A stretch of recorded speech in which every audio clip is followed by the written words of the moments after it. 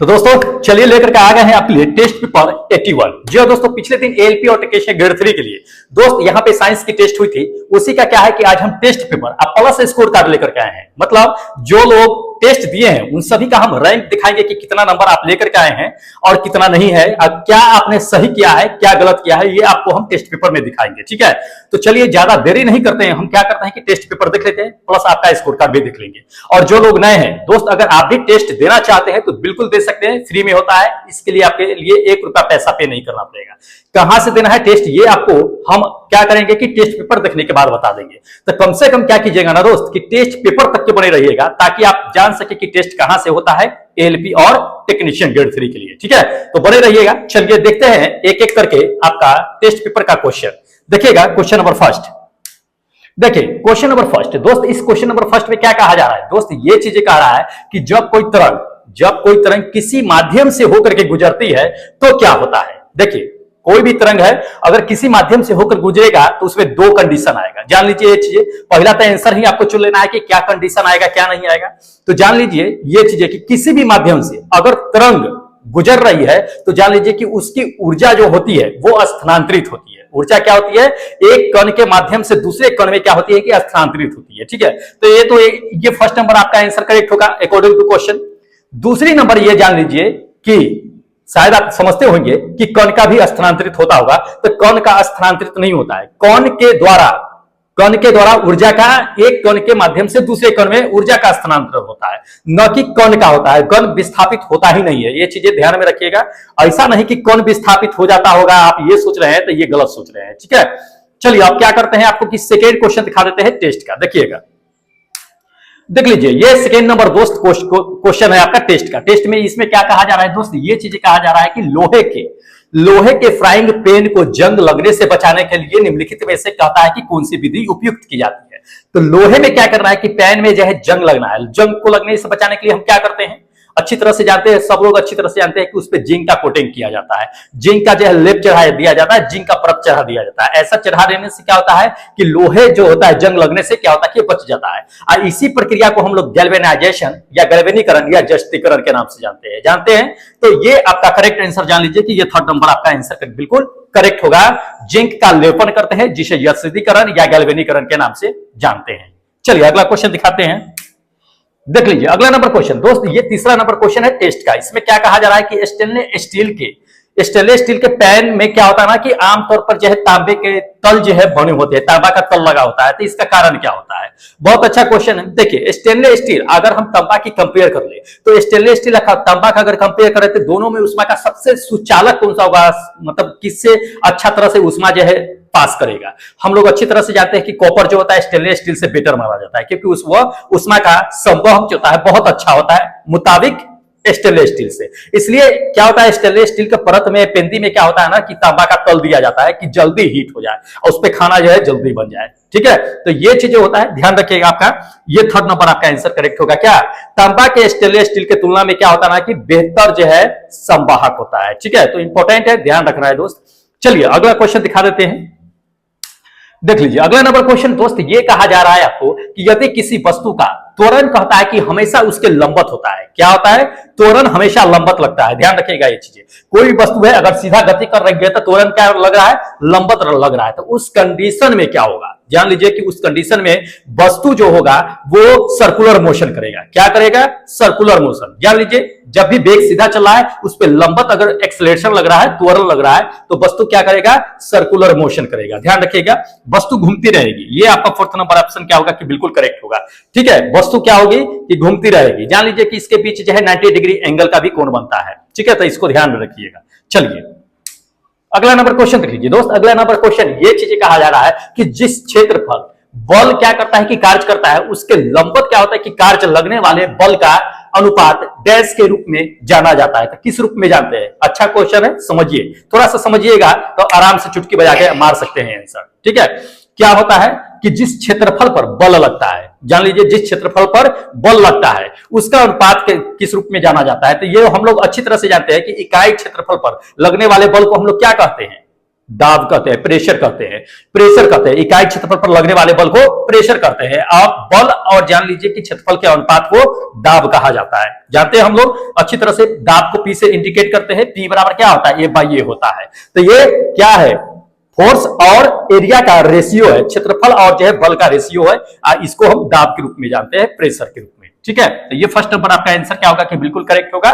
First number जान लीजिए कि ऐसा दाब का ऐसा मात्रक क्या होता है, सब लोग जानते हैं, अच्छी तरह से जानते हैं कि पास्कल होता है, पूछा भी जाता है, या आप इसको न्यूटन मीटर स्क्वायर बोल सकते हैं। ठीक है, चलिए नेक्स्ट क्वेश्चन दिखाते हैं। अगला नंबर क्वेश्चन देख लीजिए। अगला नंबर क्वेश्चन कहता है कि पैरामैग्नेटिक पदार्थ के उदाहरण बताना है। ठीक है, एग्जाम्पल बताना है पैरामैग्नेटिक पदार्थ का। देखिए जितने भी पैरामैग्नेटिक पदार्थ होते हैं दोस्तों, वो जान लीजिए आपको कि क्षार धातु होते हैं, एल्काइल जो है मेटल्स होते हैं। ठीक है, क्या होते हैं, क्षार धातु होते हैं, ध्यान रखिएगा। ये सेकेंड नंबर आपका आंसर करेक्ट होगा, क्षार धातु। क्षार धातु में होता क्या है, जान लीजिए कि बहुत सारे जो है आपके पैरामैग्नेटिक्स में धातु आ जाते हैं। कौन कौन आ जाते हैं, जैसे मान लीजिए एल्युमिनियम हो गया, क्षार धातु में आता है। लिथियम हो गया, क्षार धातु में। मैंगनीज हो गया, सल्फेट, मैंगनीज सल्फेट कहिए या टंगस्टन कहिए, ये सब क्षार धातु में होते हैं। और ये सभी चीजें जो होते हैं दोस्त, ये पैरामैग्नेटिक होते हैं। क्या होते हैं, पैरामैग्नेटिक पदार्थ होते हैं। ये सेकेंड नंबर आपका आंसर क्या होगा कि बिल्कुल करेक्ट होगा। ठीक है, तो इंपॉर्टेंट है, ध्यान में रखना है। चलिए अगला क्वेश्चन आपको हम दिखा देते हैं। देखिएगा दोस्त, अगला नंबर क्वेश्चन, दोस्त अगला नंबर क्वेश्चन क्या कहा जा रहा है, ये चीजें कहा जा रहा है इसमें, ध्यान दीजिएगा कि जब एक समतल, बहुत अच्छा क्वेश्चन है दोस्त ये चीजें, और पूछा भी जाता है ये क्वेश्चन कि जब एक समतल दर्पण को क्या किया जाता है कि 5 डिग्री कोण से घुमा दिया जाता है। कितना डिग्री कोण से, 5 डिग्री कोण से घुमाया जाता है, तथा कि परावर्तित किरणें कितने डिग्री से घूम जाएगी ये बताना है। ध्यान रखिए, काफी इंपॉर्टेंट है। जब भी कोई समतल दर्पण की अगर बात कर ले, थीटा डिग्री से अगर घुमा दे तो उसका परावर्तित किरण जो होता है 2 थीटा हो जाता है। थीटा डिग्री से घूमेगा तो उसका डबल जो है परावर्तित किरण हो जाता है। अगर 5 डिग्री दे दिया है तो कितना डिग्री कोण से घूमेगा, 10 डिग्री से। और 10 डिग्री दे देगा, कितना डिग्री परावर्तित किरण हो जाएगा, 20 डिग्री। 20 देगा तो 40 डिग्री, मतलब दुगुना क्या होता है कि परावर्तित किरणें, उसका एंगल जो होता है वो बन जाता है। परावर्तित किरणें कितने डिग्री बन जाता है, डबल बन जाता है दर्पण के, समतल दर्पण के जितने भी कोण से घूमेगा उतना। तो ध्यान रखिएगा, इसे 5 डिग्री दे दिया है तो 5 डिग्री दिया है तो ये आपका क्या होगा, 10 डिग्री एंगल से वो क्या होगा कि घूम जाएगा। तो इंपॉर्टेंट है, ध्यान में रखना है। ठीक है, चलिए अगला क्वेश्चन दिखाते हैं। अगला नंबर क्वेश्चन देख लीजिए दोस्त। अगला नंबर ये क्वेश्चन कहा जा रहा है कि 45 डिग्री परावर्तन कोण वाली किरणें के लिए आपतन कोण क्या होगा। बहुत अच्छा क्वेश्चन है, जो लोग पढ़े होंगे आराम से चुटकी बजा के मार सकते हैं। देखिए आप अब जानते होइएगा कि जब क्या होता है कि समतल सतह पर कोई प्रकाश किरण आपतित होती है, अपरावर्तित होती है, उसके बीच अगर अभिलंब डाला जाता है तो उसकी डिग्री, उस पे क्या होता है कि अपवर्तन कोण, अपरावर्तन कोण, 2 कोण बनते हैं। दोनों कोण क्या होता है कि आपस में समान होते हैं। मतलब आपतन कोण जो होता है वो परावर्तन कोण के बराबर होता है। पढ़े होइएगा आप लोग। तो इसमें परावर्तन कोण 45 डिग्री दिया है, तो इसका आपतन कोण कितना होगा दोस्त, उतना ही होगा, 45 डिग्री ही होगा। ठीक है, तो ध्यान रखना है, ये सेकेंड नंबर आपका आंसर करेक्ट होगा, 45 डिग्री। इंपॉर्टेंट है। चलिए अगला क्वेश्चन दिखाते हैं। अगला क्वेश्चन देख लीजिए दोस्त। अगला नंबर क्वेश्चन ये कहा जा रहा है कि प्रतिरोधकता के परिवर्तन नहीं होगा यदि, प्रतिरोधकता में कब परिवर्तन नहीं होगा, जान लीजिए प्रतिरोधकता में कब परिवर्तन नहीं होगा दोस्त, ये 4th नंबर, उसका जब आकार क्या होगा कि बदल जाएगा। प्रतिरोधकता में कोई परिवर्तन नहीं होता है, प्रतिरोधकता में कोई परिवर्तन नहीं होता है जब किसी भी तरह से डायमेंशन अगर उसका चेंज हो रहा है, चाहे उसकी लंबाई बढ़ रही हो, उसकी मोटाई बढ़ रही हो, चाहे उसका क्षेत्रफल बढ़ रहा हो, उसके प्रतिरोधकता पे कोई इफेक्ट नहीं पड़ेगा, कोई प्रभाव नहीं पड़ता है। ठीक है, तो उसका बिल्कुल नहीं पड़ता है, ध्यान रखिएगा, 4th नंबर। लेकिन अगर इसी की बात अगर कह देता है आपको, किसमें दोस्त, अगर ये रेजिस्टेंस की बातें कहता है कि रेजिस्टेंस में अगर लंबाई बढ़ा दिया जाता है तब क्या होता है, तो जितना भी प्रतिरोध पहले से है अगर लंबाई बढ़ा दिया जाता है तो वो जो है दुगुना उसका जो है रेजिस्टेंस हो जाता है। क्षेत्रफल बढ़ा दिया जाता है तो उसका क्या होता है कि रेजिस्टेंस घट जाता है। तो ध्यान रखना है, रेजिस्टेंस पे प्रभाव पड़ता है, प्रतिरोध पे प्रभाव पड़ता है, लेकिन रेजिस्टिविटी जो होता है, प्रतिरोधकता जो होता है, उसके आयाम पे कोई भी प्रभाव नहीं पड़ता है। चाहे उसका लंबाई बढ़ा दीजिए, चाहे क्षेत्रफल बढ़ा दीजिए, चाहे कुछ भी बढ़ा दीजिए, कोई फर्क नहीं पड़ेगा। चलिए अगला नंबर क्वेश्चन देख लीजिए दोस्त। अगला नंबर ये क्वेश्चन कहा जा रहा है कि एक सौर पैनल जो है एक व्यवस्था में संयोजन करके बनाया जाता है, तो किस रूप में संयोजन करके बनाया जाता है ये कहा जा रहा है। बहुत अच्छा क्वेश्चन है। देखिए जब भी एक सौर पैनल बनता है ना, तो सौर संकेंद्रीय यानी कि सोलर जो है कंसंट्रेटर के रूप में जो है इस्तेमाल होता है। ठीक है, सौर कंसंट्रेटर के रूप में इस्तेमाल होता है, सोलर कंसंट्रेटर के रूप में। तो जान लीजिए कि ये 3rd नंबर आपका आंसर क्या होगा कि बिल्कुल करेक्ट होगा। इसी रूप में क्या होता है कि व्यवस्था किया जाता है सौर पैनल को। तो इंपॉर्टेंट है, ध्यान में रखना है। चलिए अगला नंबर क्वेश्चन देख लीजिए दोस्त। अगला नंबर ये क्वेश्चन कहा जा रहा है कि निम्नलिखित में से कौन सा जीव जो है बायोगैस संयंत्र के लिए गाय के गोबर से बायोगैस का उत्पादन करता है। जी हाँ, गाय के गोबर जब सड़ते हैं तो उसमें क्या होता है कि बायोगैस निकलता है। तो वो कौन जो है जीव जो है इसमें भाग लेता है ये बताना है। देखिए, इसमें गाय के गोबर से जो बायोगैस निकालने का काम करता है वो अवायवीय जीवाणु होता है, अवायवीय बैक्टीरिया, अवायवीय जीवाणु होता है। जान लीजिए ये चीजें होता है। ये फोर्थ नंबर। अब जान लीजिए कि अवायवीय जीवाणु में आखिर होता कौन है जो गाय के गोबर से बायोगैस बनाने का काम करता है। तो मिथोजोन जो है, आप मिथोजोन जो है बैक्टीरिया होता है जो गाय के गोबर को गला उला करके क्या करता है कि बायोगैस में कन्वर्ट करने का काम करता है। तो ध्यान रखिएगा ये चीजें। वैसे आपको हम बता ही दिए कि मेथनोजोन जो होता है बैक्टीरिया वो आपका अवायवीय जीवाणु में ही आता है। ठीक है, तो ये फोर्थ नंबर आपका आंसर क्या होगा कि बिल्कुल करेक्ट होगा। इंपॉर्टेंट है, ध्यान में रखना है। चलिए अगला क्वेश्चन आपको दिखा देते हैं।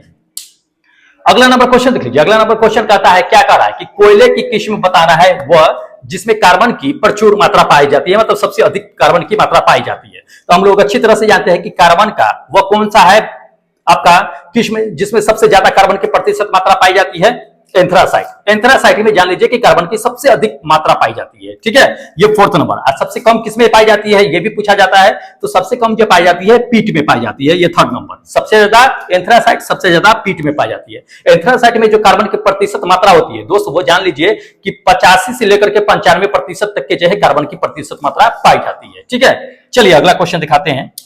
अगला क्वेश्चन देख लीजिए। अगला क्वेश्चन नंबर एक क्या कहा जा रहा है दोस्त, निम्नलिखित में से कौन सी अधातु जो है चमकदार है ना। अधातु और नॉन मेटल जो है क्या होता है कि शाइनिंग करते रहता है।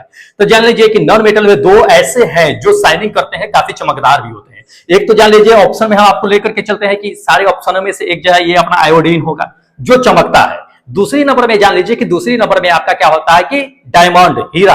हीरा क्या है कि नॉन मेटल है, अधातु है, वो भी क्या होता है ना कि चमकदार है। जानते ही होइएगा, हीरा के बारे में सब जानता है। अगर हीरा ऑप्शन में दे देते तो चुटकी बजा के क्या मारते कि आंसर मार देते। लेकिन चलिए इसमें नमक दे दिया है तो आयोडीन दे दिया, आयोडीन के बारे में मतलब समझ लीजिए ये चीजें। चलिए अगला नंबर क्वेश्चन देखिए दोस्त। अगला नंबर ये क्वेश्चन कहा जा रहा है कि तांबे की वस्तु अपनी चमक खो देती है और उस पे क्या होता है ना कि हरे रंग की परत पड़ जाती है। वो किसकी वजह से होती है? हरे रंग की जो परत पड़ जाती है। तो जान लीजिए वो जो हरे रंग की परत पाई जाती है किस पे, कॉपर पे, वो कॉपर कार्बोनेट होता है, बेसिक कॉपर कार्बोनेट का, ये उसकी वजह से वो परत होती है, परत जो होती है सो ये सेकेंड नंबर। ठीक है, किसकी? बेसिक आपका कॉपर कार्बोनेट परत जो होती है सो। अब वो परत किसी वजह से बनती है तो क्या होता है ना कि कॉपर वायु से अभिक्रिया करके कॉपर ऑक्साइड बना देता है, जिसकी वजह से ये परत बन जाता है। फिर परत बनता है तो ये क्या होता है कि कार्बन से अभिक्रिया करके जो है क्या होता है कि बेसिक कॉपर जो है कार्बोनेट का निर्माण कर देता है। तो उस परत का नाम होता है ये जो हरे रंग की परत आप देखते हैं वो। ठीक है, तो इंपॉर्टेंट है, ध्यान में रखना है। चलिए अगला क्वेश्चन आपको हम दिखा देते हैं। अगला नंबर क्वेश्चन देख लीजिए दोस्त। अगला नंबर क्वेश्चन ये कहा जा रहा है कि आवर्त सारणी के समूह के नीचे, आवर्त सारणी के समूह के नीचे अगर हम जाते हैं तो इसमें से बताना है कि कौन सा है जो बढ़ता नहीं है। ठीक है, बहुत अच्छा क्वेश्चन है, ध्यान लीजिए।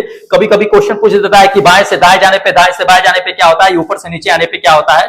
तो इसमें जो क्वेश्चन दिया हुआ है आवर्त सारणी में वो नीचे की ओर जाने पे कहता है कि नीचे की ओर अगर हम जाते हैं तो क्या नहीं बदलता है, ये क्या नहीं बढ़ता है ना, क्या नहीं बढ़ता है ये बताना है। तो जान लीजिए इसमें कि वैलेंस इलेक्ट्रॉन्स जानते होइएगा, अणु का जो भी वैलेंस इलेक्ट्रॉन होता है वो नहीं बढ़ता है। ये फर्स्ट नंबर आपका आंसर करेक्ट होगा। लेकिन अगर यही चीजें कहता कि नहीं बाएं से अगर दाएं जा रहे हैं तो क्या होता? तो जान लीजिए बाएं से दाएं जाने पर ये आपका वैलेंस इलेक्ट्रॉन है वो इंक्रीज कर जाता है, बढ़ जाता है।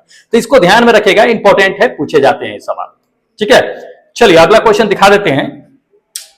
अगला नंबर क्वेश्चन देख लीजिए दोस्त। अगला नंबर क्वेश्चन कहा जा रहा है, इंपॉर्टेंट है। क्या कहा जा रहा है, ध्यान दीजिएगा कि दे दिया है कि मैग्नीशियम रिबन को जलाने से पहले क्या किया जाता है, मैग्नीशियम को अच्छे से रगड़ा जाता है। तो उस पर आखिर किसकी कोटिंग पड़ जाती है जिसकी वजह से मैग्नीशियम रिबन को रगड़ा जाता है? तो ध्यान रखिएगा, आपको बताते हैं कि मैग्नीशियम का जो रिबन होता है उस पे क्या होता है ना दोस्त कि उस पे मैग्नीशियम कार्बोनेट का क्या होता है कि परत पड़ जाता है। ठीक है, जैसे आपको हम बताते हैं कि कॉपर पे हरा परत पड़ जाता है तो वो भी कॉपर कार्बोनेट की वजह से उस पर परत पड़ जाता है। उसी तरह से मैग्नीशियम होता है, तो मैग्नीशियम में भी क्या होता है ना कि मैग्नीशियम कार्बोनेट का जो है, मैग्नीशियम ऑक्साइड का, मैग्नीशियम कार्बोनेट नहीं, मैग्नीशियम ऑक्साइड का, ये फोर्थ नंबर जो है सो मैग्नीशियम ऑक्साइड का क्या होता है कि परत पड़ जाता है। तो परत पड़ जाने के बाद जलाना उसको मुश्किल हो जाता है।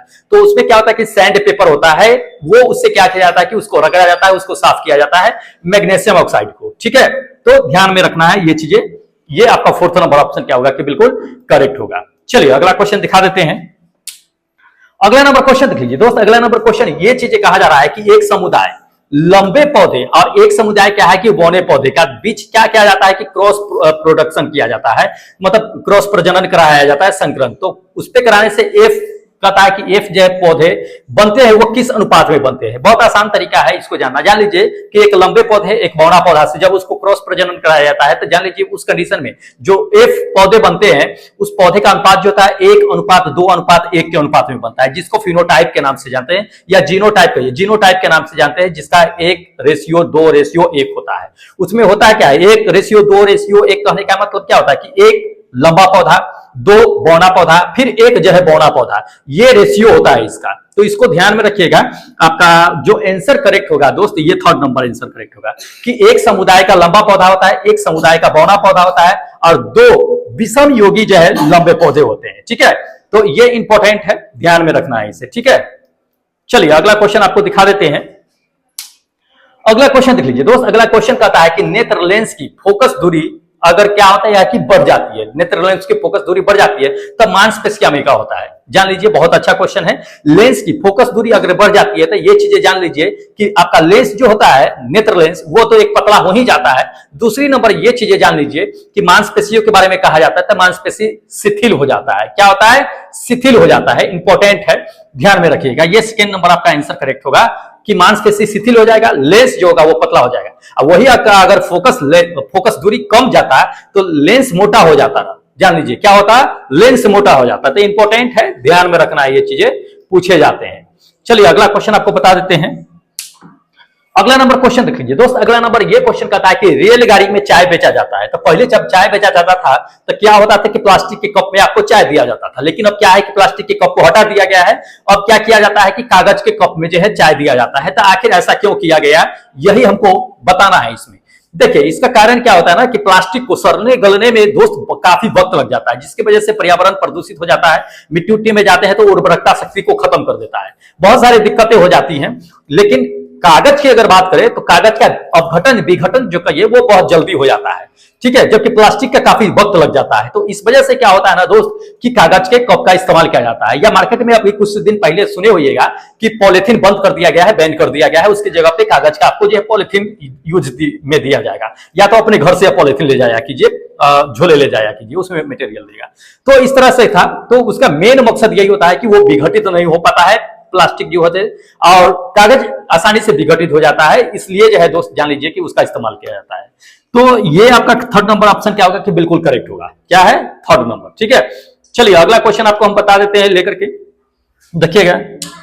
हाँ, अगला नंबर क्वेश्चन देख लीजिए। अगला नंबर क्वेश्चन कहता है कि ट्रांसफार्मर अयस्क के लिए कहता है कि सबसे अच्छी सामग्री कौन है। देखिए ट्रांसफार्मर जब भी बनाया जाता है तो किससे बनाया जाता है? सॉफ्ट आयरन से। बहुत बेटर होता है सॉफ्ट आयरन तो ट्रांसफार्मर के क्रोड बनाने के लिए। तो ट्रांसफार्मर का क्रोड जो है वैसे सॉफ्ट आयरन से ही बनाया जाता है, सबसे अच्छा माना जाता है उसे। तो इसको ध्यान में रखिएगा। ये थर्ड नंबर आपका आंसर बिल्कुल क्या होगा कि करेक्ट होगा, सॉफ्ट आयरन यानी कि मुलायम लोहा। ठीक है, चलिए अगला क्वेश्चन बता देते हैं। अगला क्वेश्चन देख लीजिए दोस्त, अगला नंबर क्वेश्चन कहता है कि बिच्छू बूटी दे दिया है, मैं कहता है कि किस अम्ल का जय प्राकृतिक स्रोत होता है। तो बिच्छू बूटी जान लीजिए कि एक तरह से क्या होता है ना दोस्त कि पौधे होते हैं, उसी पौधे में कहा जाता है कि वो किस प्रकार की स्रोत होती है। इस ऑप्शन में से हमें बता देना है। जान लीजिए ये चीजें कि बिच्छू बूटी जो होता है एक तरह का पौधा होता है। जब उसका पत्ती आपके शरीर में अगर सट गया ना तो खुजलाहट होना शुरू हो जाता है, दर्द होना शुरू हो जाता है। ठीक है, चकत्ते टाइप के हो जाते हैं, उभरना शुरू हो जाता है, काफी दर्द होने लगता है। तो उसमें आखिर होता किस वजह से है? जान लीजिए कि उसमें जो होता है उस पौधे में वो दोस्त होता है मेथनोइक एसिड का नाम सुने होइएगा या फॉर्मिक एसिड का नाम सुने होइएगा। उस पौधे में वही चीज पाया जाता है, मेथनोइक अम्ल या आपको कह दीजिए कि फॉर्मिक एसिड होता है। और इसी को एक और नाम से जानते हैं जो ऑप्शन में आपको दिया हुआ है, ये दो चीज नहीं दिया है ऑप्शन में, मेथिओनिक एसिड दिया हुआ है। यही मेरा क्या होगा कि फोर्थ नंबर ऑप्शन करेक्ट होगा। ठीक है, ये उस पौधे में पाया जाता है। जैसे कि मान लीजिए कि आपको लाल चींटी काट लिया, तो लाल चींटी काटने के बाद क्या होता है कि आपको खुजली होने लगता है ना, या क्या होता है ना कि डंस मारता है तो वो जो है अंदर जो है आपको जो है एक तीखापन जो है महसूस होने लगता है। तो वो मेथनोइक एसिड की वजह से होता है, और वही जो है आपको बिच्छू बूटी में भी पाया जाता है। ठीक है, चलिए देख लीजिए अगला नंबर क्वेश्चन। ये अगला नंबर क्वेश्चन दोस्त ये चीजें कहा जा रहा है कि प्लास्टर ऑफ पेरिस का जमना जो है वो किसके कारण होता है? तो दोस्त प्लास्टर ऑफ पेरिस जो जमता है वो निर्जलीकरण के कारण जमता है। किसके कारण? निर्जलीकरण के कारण, डिहाइड्रेशन की वजह से। ये थर्ड नंबर आपका आंसर करेक्ट होगा, डिहाइड्रेशन। डिहाइड्रेशन की वजह से क्या होता है कि प्लास्टर ऑफ पेरिस जम जाता है। चलिए लास्ट क्वेश्चन दिखा देते हैं दोस्त। यह है अपना लास्ट क्वेश्चन जो टेस्ट के लिए है, ठीक है। टेस्ट में दिए गए थे यही 25 तक के ही क्वेश्चन दिए गए थे। 25 क्वेश्चन दिया गया था जिसमें 7 मिनट का टाइम रहता है। 7 मिनट में आपको 25 के 25 क्वेश्चन को सॉल्व करना होता है, ठीक है। तो ये आपका 25 क्वेश्चन था। अब बता देंगे इसको दिखाने के बाद कि आप भी टेस्ट कहां से ले सकते हैं। देखिए बता देते हैं 25वां क्वेश्चन जो है दोस्त, 25वां क्वेश्चन ये कहा जा रहा है कि निम्नलिखित में से कहता है कि किसका उपयोग करके जो है सोने को घोला जाता है, इसमें से किसका उपयोग करके। तो सोना को घोला जाता है, हम लोग अच्छी तरह से जानते हैं, सोना या चांदी को जो घोला जाता है वो घोला जाता है एक्वारेजिया में। किसको? एक्वारेजिया में घोला जाता है। तो ये आपका क्या है कि बिल्कुल करेक्ट ऑप्शन है, ठीक है। अब चलिए आपको हम बता देते हैं कि आखिर टेस्ट कहां से देना है, कैसे देना है टेस्ट, ठीक है। तो बिल्कुल देरी नहीं करते हैं, आपको हम दिखाई देते हैं कि कहां से टेस्ट देना है। चलिए, और जो लोग देखिए टेस्ट दे रखे हैं उनके लिए तो कोई बात ही नहीं है। बहुत अच्छी बात यह है कि लोग जो है टेस्ट देते हैं और देना भी चाहिए, ठीक है। क्योंकि आपको देखिए टेस्ट देने से क्या होता है ना दोस्त, कि अनुभव होता है, कि अनुभव होता है कि जो आप यहाँ पे गलती कर रहे हैं वो कम से कम जो है एग्जाम में गलती ना करे जाकर के, ठीक है। तो इसलिए टेस्ट देना बहुत जरूरी है। टेस्ट कहां से देना है तो देख लीजिए, ये एप्लीकेशन देख रहे हैं दोस्त, ये एप्लीकेशन, इस एप्लीकेशन को क्या कीजिएगा कि प्ले स्टोर से क्या कीजिएगा कि डाउनलोड कीजिएगा। प्ले स्टोर से डाउनलोड करने के बाद क्या होगा कि यहीं पे आपको टेस्ट मिलेगा। जो लोग इंटेलिजेंट है दोस्तों वो तो आसानी से पता कर लेंगे कि कहां से टेस्ट होता है, ठीक है। जो लोग को पता न लगेगा कि आखिर इस एप्लीकेशन पे कहां से टेस्ट होता है, तो ये नंबर दिया हुआ है, इस नंबर पे कॉल या मैसेज कीजिएगा। आपको हम क्या करेंगे कि हेल्प कर देंगे कि कहां से टेस्ट देना है, कहां से नहीं देना है। तो बिल्कुल मिस मत कीजिए, जाइए फटाफट क्या कीजिए कि इस एप्लीकेशन को जो है इंस्टॉल कीजिए अपने मोबाइल में और फटाफट टेस्ट दे लीजिए, क्योंकि आज जो टेस्ट है वो 82 नंबर एक्टिव है। तो फटाफट टेस्ट जाके दे लीजिए, ठीक है।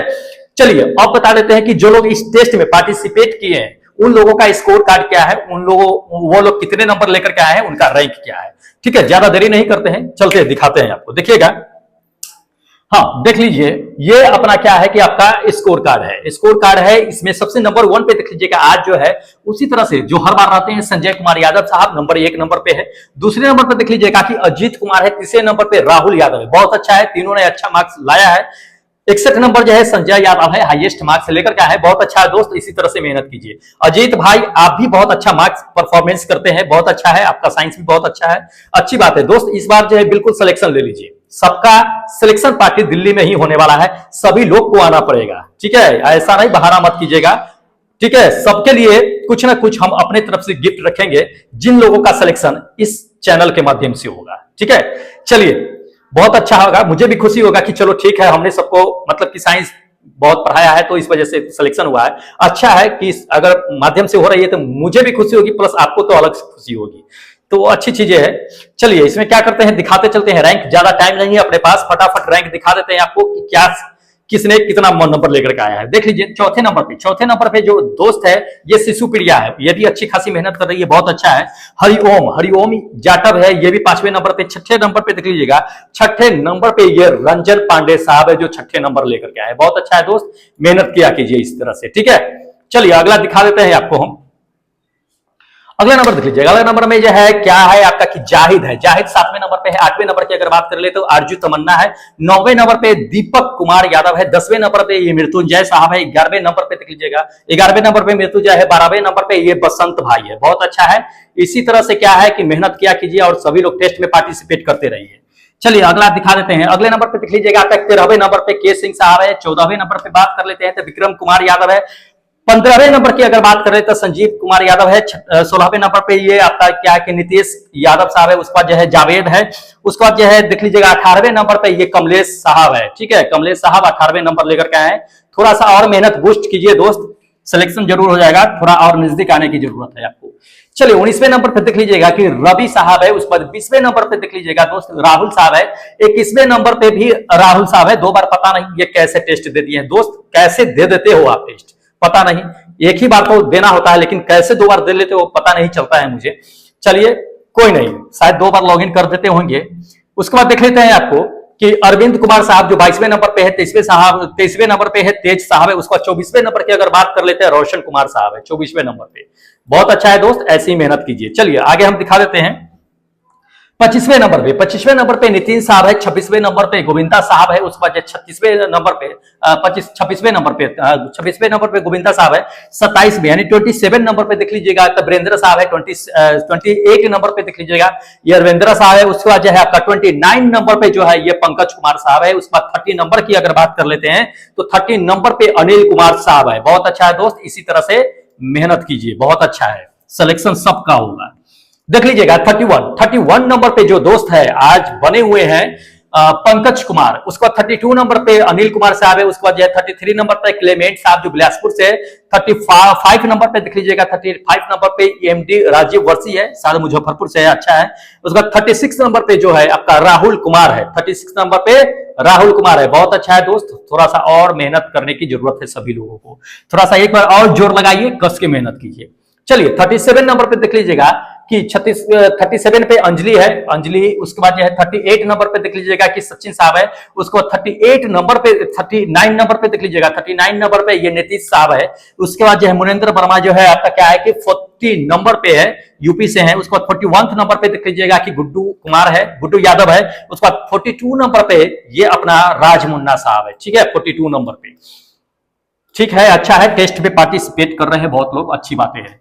चलिए उसको 43 नंबर पे देख लीजिएगा कि अमन कुमार साहब है, उसको 44 नंबर की अगर बात कर लेते हैं तो अभिषेक कुमार है, 45 नंबर पे देख लीजिएगा कि प्रकाश साहब है, उसको जो है 46 नंबर पे राकेश कुमार साहब है, उसको राकेश साहब है, उसको 47 नंबर पे देख लीजिएगा कि अखिल तिवारी भाई है, उसको 48 नंबर पे क्या है कि राजू कुमार साहब है जो 48 नंबर पे है।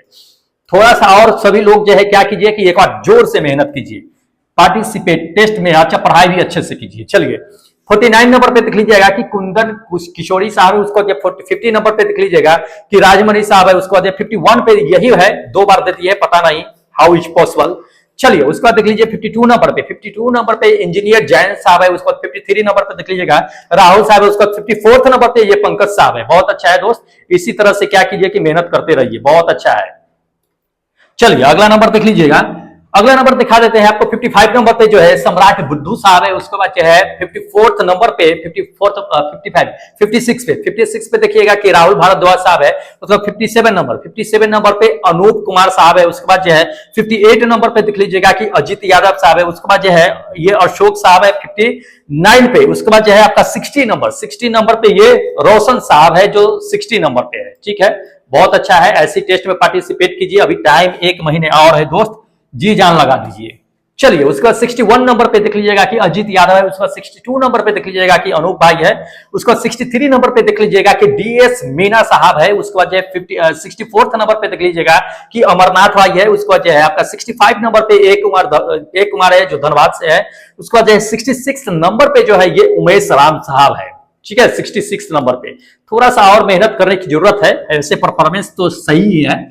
चलिए उसके बाद देख लीजिएगा 67 नंबर पे राम सहाय ओझा साहब है, उसके बाद 68 नंबर पे देख लीजिएगा कि मुकेश साहब है, उसके बाद 69 नंबर पे ये क्या है आपका देख लीजिएगा कि देवेश साहब है, उसके बाद जो है आपका 70 नंबर पे राम जतन साहब है, 71 नंबर पे देख लीजिए तो 71 नंबर पे ये आपका एपी शर्मा जो मेल आईडी डाल रखे हैं, दोस्त थोड़ा नाम चेंज करवा लीजिए, मैसेज कीजिएगा, नाम चेंज कर देंगे हम, आपसे तो मेल नाम चेंज होगा नहीं, वो हम कर देंगे, आप हमें मैसेज कीजिएगा एप्लीकेशन पे चैट में जाकर के कि मेरा ये नाम है, चेंज कर दीजिए, हम चेंज कर देंगे आपको, ठीक है। चलिए उसके बाद देख लीजिए 72 नंबर पे ये संतोष साहब है, ठीक है, बहुत अच्छा है। थोड़ा सा और मेहनत बूस्ट कीजिए, आप लोग जरूर पहुंच जाइएगा अपने मुकाम तक। चलिए उसके बाद देख लीजिए कि 73 नंबर पे आशुतोष भाई है, 74 नंबर पे अमोल भाई है, उसको 75 नंबर पे दोस्त सन्नी सिंह है, उसको 76 नंबर पे जो है ये डॉली यादव साहब है, 77 नंबर पे है दोस्त ये धीरेश चंद्रा साहब जो सोनभद्रा से है। उसके बाद आपको बताते हैं कि 78 नंबर पे ये विपुल साहब है, विपुल कुमार साहब 78 नंबर पे है।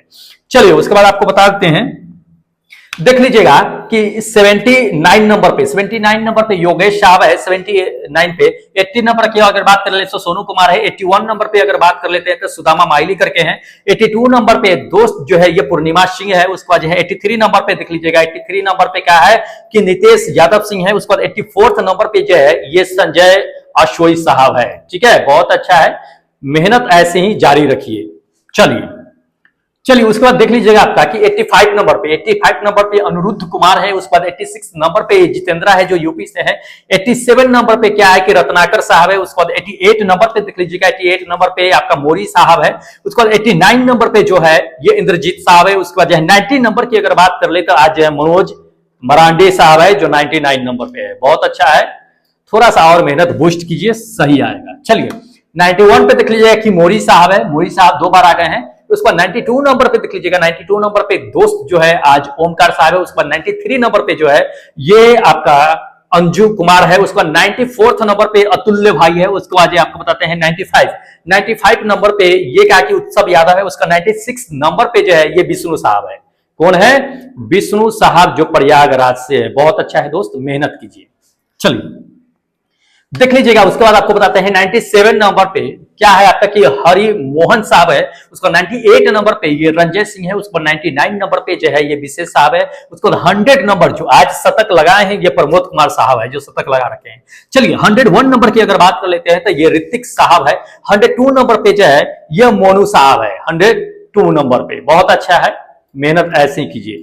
चलिए उसके बाद 103 नंबर से शुरू करते हैं। 103 नंबर पे देख लीजिएगा ये सुभाष चंद्र सैनी है। उसके बाद 104 नंबर पे है दोस्त ये विनोद साहब है। उसके बाद 105 नंबर पे ये विनय जो यूपी से है अपने।